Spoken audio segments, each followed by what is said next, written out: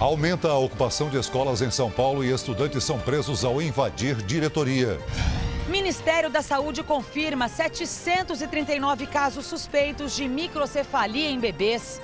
Um homem vai a júri sob acusação de ter induzido a mulher a cometer o suicídio.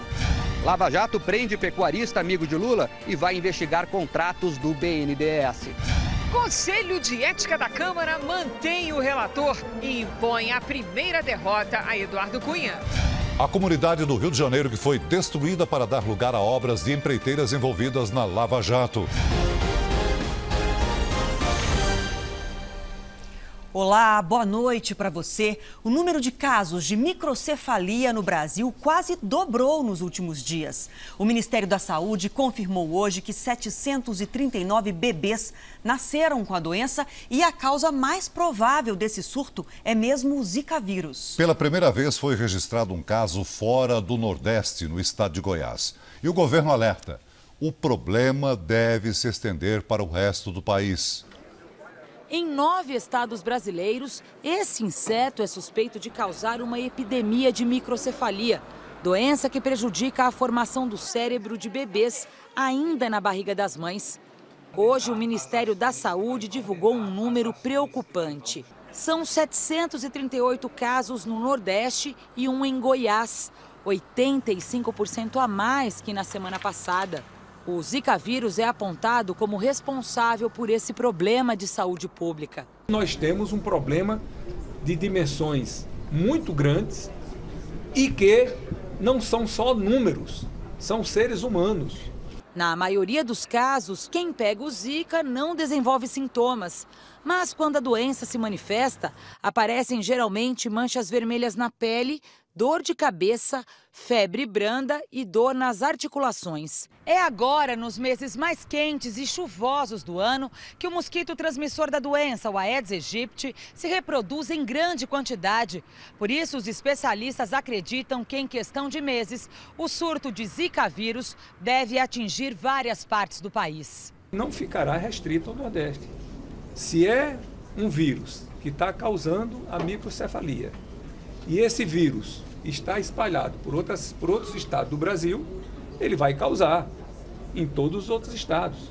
Enquanto médicos correm com pesquisas em camundongos para tentar barrar o crescimento da epidemia, a orientação para gestantes é evitar viagens para o Nordeste e o mosquito. O Zika vírus ele é transmitido através do cordãozinho umbilical da mamãe para a criança. Preocupada, a Isadora foi hoje a uma consulta no obstetra apenas para se informar sobre a proteção contra a doença. Eu queria saber o que pode ser feito para não estar adquirindo essa doença. Aqui vão as dicas, Isadora. As grávidas devem usar roupas claras e compridas, colocar telas de proteção em portas e janelas e usar durante o dia e também para dormir repelente, principalmente aqueles à base de icaridina, que são os mais eficazes contra o mosquito. Agora, um caso surpreendente e inédito vai a júri popular. O Ministério Público de São Paulo está convencido de que a morte de uma mulher só aconteceu porque o marido a incentivou a isso. Você vai entender como ele pode ter feito isso na reportagem exclusiva de Fábio Menegatti e Leandro Calisto. Um conjunto habitacional na maior cidade do país. Um apartamento no 5º andar. Um casal em conflito e uma morte. Daniele caiu da janela de um dos quartos. Em depoimento, Leandro diz como perdeu a mulher. Na última vez, quando eu vi minha esposa, ela estava no quarto. Aí minha sogra entrou. Quando minha sogra entrou, ela fechou a porta. Ela fechou a porta do quarto? Fechou a porta do quarto. Aí continuei na sala, sentado. Aí quando ela abriu, ela veio falando, pulou. Mas a mãe da vítima, que testemunhou tudo, dá outra versão à justiça. O casal havia brigado. Leandro teria instigado a mulher a pular da janela. Leandro, vem que o Daniel vai pular. Ele falou, eu não tenho coragem de pular, não. E ele falava isso para ela ouvir? Falava para ela ouvir. Dentro do apartamento, havia ainda uma outra pessoa. Ela reforça. Ao ver que a mulher queria se atirar, Leandro ainda teria dito, se joga, vai, se joga. Daniele Aparecida Queiroz e Leandro Lopes de Queiroz estavam casados havia 12 anos. Nesse tempo, tiveram 2 filhos. A mulher cuidava da casa. Quem vivia perto deles conta que ambos tinham sérios problemas e se desentendiam com frequência. Segundo a justiça, a relação entre o casal sempre foi tensa. Leandro se portava como se fosse uma espécie de dono da esposa. Daniele seria vítima constante de ofensas morais, humilhações.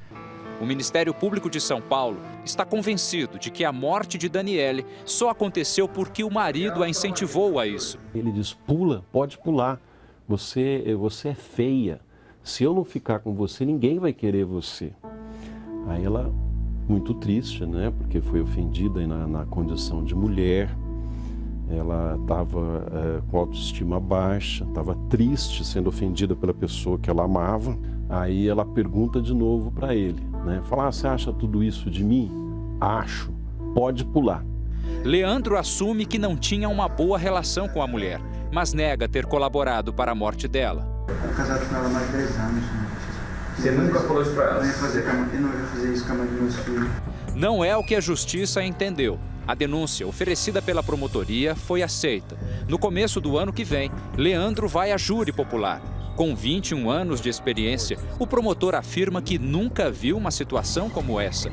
Um caso em que o réu será julgado por ter instigado outra pessoa a tirar a própria vida. Eu nunca tinha visto, conversei com vários colegas que são promotores de júri até há mais tempo que eu, eles também nunca viram. Pesquisei jurisprudência em diversos tribunais, né, e não há nenhum registro de que um outro caso semelhante a este tenha acontecido no Brasil. Leandro responde ao processo em liberdade. Se for condenado, pode ficar até 6 anos preso. Mas o advogado de Leandro diz que ele nega a todo momento ter contribuído para a morte da mulher. Eu vou sustentar a negativa da autoria com base no que ele falou em juízo e que existe no processo. E ele também fala que existe motivos para os parentes incriminá-lo. Divergências familiares, desse tipo. Os 2 filhos do casal não estão com o pai, mas com a família da vítima, que por pouco não foi salva pela mãe. Eu estava naquela hora que ela ia pular, mas também não deu tempo de chegar até ela. Se ele não tivesse machucado ela da maneira que ela estava, ela não teria. Nem a oferta de vagas temporárias para o final do ano conseguiu frear o desemprego no país. São 9 milhões de brasileiros à procura de trabalho, segundo o IBGE. A fila está crescendo. O desemprego subiu de novo para 8,9% entre julho e setembro deste ano. No Nordeste, o desemprego é maior e a Bahia é o estado mais preocupante. Na região Sul, a taxa é a mais baixa e Santa Catarina tem o menor índice de desocupação. Segundo o coordenador da pesquisa, o terceiro trimestre costuma ter um crescimento na oferta de empregos. Não foi o que aconteceu este ano, principalmente no Sudeste. Ele é um aumento a ser observado com atenção, dado que a região Sudeste representa 44% da força de trabalho do país. Foram 9 milhões de desempregados no país todo, 7,5% a mais que no segundo trimestre deste ano e 34% a mais que em 2014. Muita gente que perdeu o emprego migrou para a informalidade ou abriu o próprio negócio. Outros que estavam afastados ou que nunca tiveram um emprego antes, agora entram no mercado de trabalho para reforçar a renda familiar. Como Clara. A mãe dela ficou desempregada e a adolescente quer conciliar o vestibular para medicina com trabalho nas próximas férias. Para complementar a renda e para ter uma independência financeira. E olha o efeito disso. Está mais difícil conseguir emprego, daí a disputa por uma vaga aumenta e com isso as empresas passaram a exigir mais dos candidatos. José Augusto conseguiu o primeiro emprego. Há 6 meses é vendedor nesta loja. Olha, as coisas foram apertando em casa e eu tive que procurar um caminho, né? E o caminho que eu achei foi esse, vim trabalhar. A crise gerou desemprego e com menos vagas de trabalho está sobrando mão de obra. Por causa disso, as empresas ficaram mais rigorosas na hora de contratar um novo funcionário. A gente está podendo escolher, então a gente está pegando pessoas que estão tendo mais experiências no mercado, né? Aquelas pessoas que realmente precisam. Alisson e Vinícius têm qualificação, carreiras sólidas e mesmo assim perderam o emprego. Os dois são atendidos numa empresa que procura vagas no mercado de trabalho para profissionais já formados. Busquei uma assessoria, um profissional para que possa me ajudar. Buscar as vagas que nós estamos almejando, que são vagas mais diferenciadas. A dona da empresa, especialista em recursos humanos, defende que, além de melhor qualificação, o candidato a emprego tem de se esforçar mais. Se você empregava X de empenho no momento de economia aquecida, de pleno emprego, agora você tem que aplicar 10X para ver se você consegue uma boa oportunidade. José Augusto, que conquistou vaga no setor mais simples do mercado, tem um projeto de curto prazo. A minha expectativa é de vender bastante. E segurar a minha vaga ainda mais, né? Uma comunidade inteira foi destruída para beneficiar empreiteiras investigadas na Operação Lava Jato. Os moradores acusam os políticos que comandam o Rio de Janeiro de promover uma limpeza social na cidade. É o que você vai ver agora na segunda reportagem da série O Rio de Janeiro na Lama.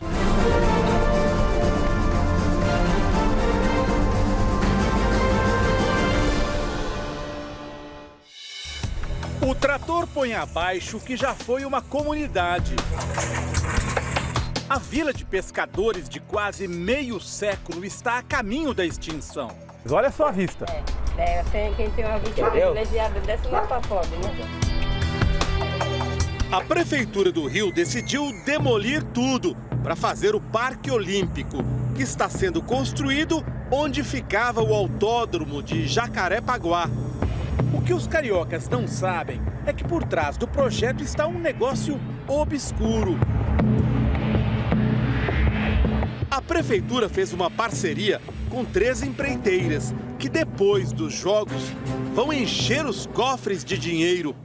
Eles estão dando obras, mas estão recebendo e vão receber um terreno valiosíssimo com índices construtivos de até 22 andares. Então, é um negócio da China. O contrato da parceria, que envolve mais de 1 bilhão e 600 milhões de reais, nunca foi publicado. Mas o Jornal da Record obteve pareceres do Tribunal de Contas do município, como este aqui, que revelam detalhes do esquema. A prefeitura entrou no negócio com mais de 1 bilhão e 600 milhões de reais e repassou às empreiteiras uma área pública de mais de 1 milhão de metros quadrados. Segundo corretores, o metro quadrado de terreno em Jacarepaguá pode valer até 5 mil reais. Mas para as empreiteiras, a prefeitura fez um negócio camarada. Está nos documentos oficiais. A área de 1 milhão 180 mil metros quadrados foi avaliada em 850 milhões de reais, ou seja, R$ 720 por metro quadrado. Uma pechincha no que já foi patrimônio público. Daqui a 15 anos, as construtoras vão ficar com 55% do terreno para construir prédios de luxo de até 22 andares. É o círculo perfeito. A prefeitura usa dinheiro público para pagar as indenizações que limpam o terreno, que será entregue mais tarde a empresas privadas, que, por sua vez, contribuem com as campanhas eleitorais dos políticos que promovem as remoções. 2 delas, Odebrecht e Andrade Gutierrez, são investigadas pela Operação Lava Jato. O ex-governador Sérgio Cabral e o atual Luiz Fernando Pezão também são investigados na mesma operação por suspeitas de terem recebido 30 milhões de reais em propina nas eleições de 2010. A Odebrecht é uma das acusadas de fazer o pagamento à campanha eleitoral deles. As empreiteiras e os políticos negam. Com o que é que eles se preocupam? Única e exclusivamente com sua permanência no poder. É o poder pelo poder. Poder garantido pela venda de um sonho, o de que o Rio de Janeiro seria outro depois da Copa e das Olimpíadas. Rio de Janeiro. Bilhões de reais foram investidos no estado. Do alto, de longe, as obras impressionam.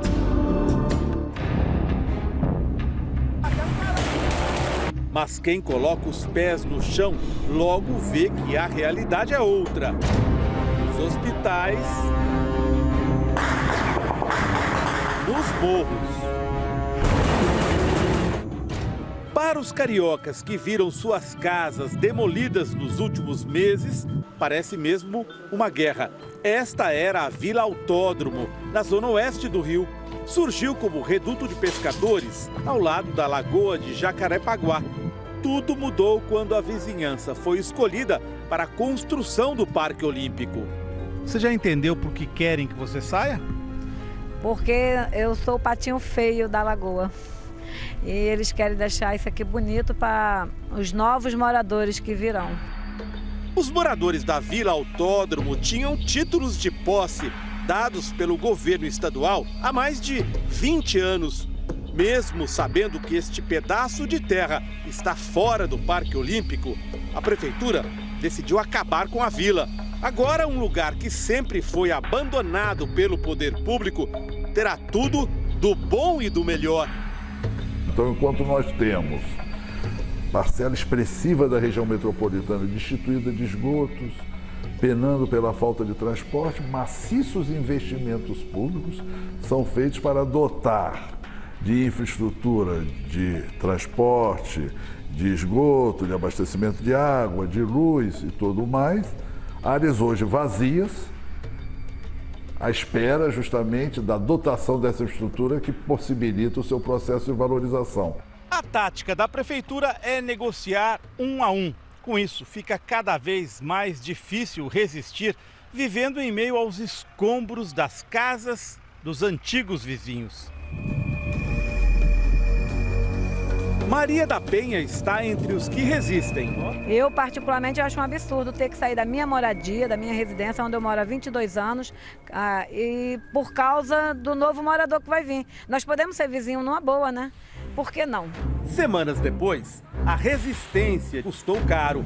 A Guarda Municipal, subordinada ao prefeito Eduardo Paes, reprimiu um protesto de moradores que não queriam abandonar suas casas.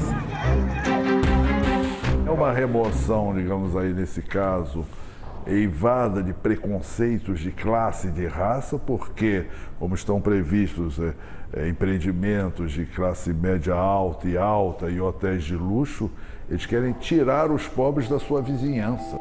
A cidade, depois das Olimpíadas de 2016, ela vai ter uma dívida astronômica, vai ter vendido todo o seu patrimônio, o seu patrimônio mais significativo, e vai ter uma dívida a pagar pelas Olimpíadas. Para Inácio, que promete resistir ao lado da mãe, a decisão dos governantes deixa claro de que lado eles estão. Os pobres, para eles, é minoria corja, para eles é um tapete, um piso desse aqui, entendeu? Você se sente assim? Me sinto. O dono de uma das empreiteiras envolvidas na obra, a Carvalho Hoskin, admitiu isso numa entrevista à BBC Brasil.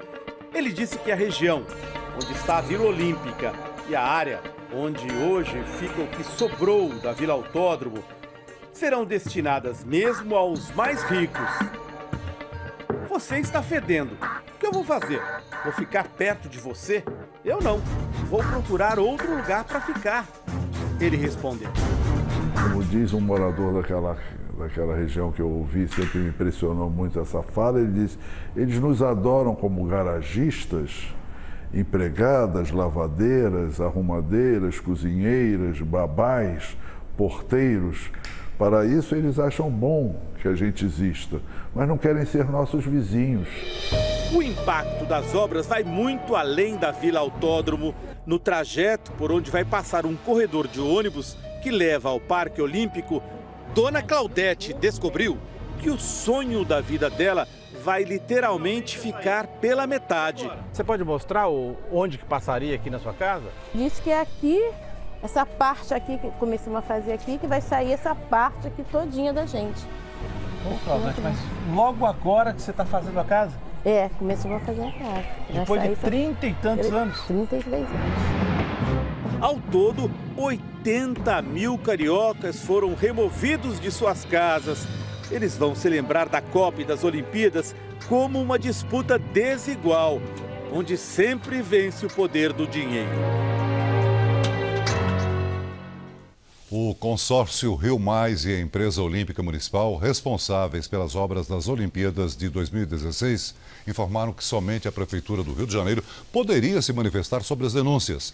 A Prefeitura, por sua vez, informou que daria resposta, mas não o fez. Começou a última fase do processo que irá decidir se os réus do incêndio na Boate Kiss irão ou não à júri popular. O incêndio matou 242 pessoas em 2013. Marcelo de Jesus dos Santos, de 35 anos, o vocalista da banda Gurizada Fandangueira, falou por quase 3 horas. Durante o show na casa noturna, era ele quem segurava o artefato pirotécnico que deu início ao fogo. Marcelo disse que os donos da Kiss sabiam do uso do material. Para a promotoria, o réu fugiu da boate sem prestar socorro. Está muito claro que foi ele. Então, participação ativa no incêndio. Durante o depoimento, o cantor pediu perdão. Ele quer se inocentar, né? E, na verdade, ele tem a parcela de culpa dele. O produtor da banda, Luciano Bonilha, é o próximo a ser ouvido já nesta quarta-feira. Na semana que vem será a vez dos sócios da Casa Noturna, Elisandro Spor, também em Santa Maria, e Mauro Hoffman, que falará aqui no Fórum Central de Porto Alegre. Todos respondem em liberdade por homicídio doloso e tentativa de homicídio. Esta é a última etapa do processo para que o juiz defina se os réus vão ou não à júri popular. O incêndio na Boate Kiss, em Santa Maria, matou 242 pessoas e deixou mais de 630 feridos na madrugada do dia 27 de janeiro de 2013. A Samarco tem até amanhã para enviar a proposta para reassentar as famílias que perderam as casas com o rompimento da barragem em Mariana, Minas Gerais. 7 famílias que ainda estão em áreas de risco não querem deixar os imóveis. A ave na margem do rio parece perdida, sem forças para reagir. O curso d'água, que era fonte de sobrevivência, morreu. Este é um rio sujo, com povoados inteiros cobertos de lama. Do alto, vemos o distrito de Ponte do Gama, arrasado pela enxurrada de rejeitos de minério. O tsunami de lama destruiu várias pontes por onde passou. Só neste trecho, na zona rural, foram 3 estruturas, totalmente destruídas, o que dificulta o acesso dos moradores e o trabalho das equipes de resgate. O sustento de Livaldo vinha da criação de gado. As vacas foram salvas, mas não sobrou mais nada. Aqui tinha um lugar do motor e as baias dos animais. Quem não teve a casa atingida também sofre os efeitos do desastre ambiental. A senhora preferiu não sair, né? Não sair. Por quê? Não saí porque não estava atingindo, depois a água parou. Aí eu falei, eu não vou sair nada. O Rio Marrom segue o curso em direção à Foz. Dona Edil segue a rotina, mesmo ameaçada por mais uma barragem. A paisagem vista da casa dela mudou. A vida na roça também. A gente via a criação pastando, tinha o pasto, tinha o poço de peixe ali que de vez em quando a gente arrumava uns peixinhos para os outros, a gente pegava pra gente, né? Como disse, enterrou tudo. E agora não tem nada disso mais. O desastre ambiental em Mariana, além de atingir a população, também arrasou a vegetação às margens do Rio Doce e matou milhares de peixes. Algumas espécies devem deixar de existir. A água, símbolo de vida, agora nasce morta no Rio Doce.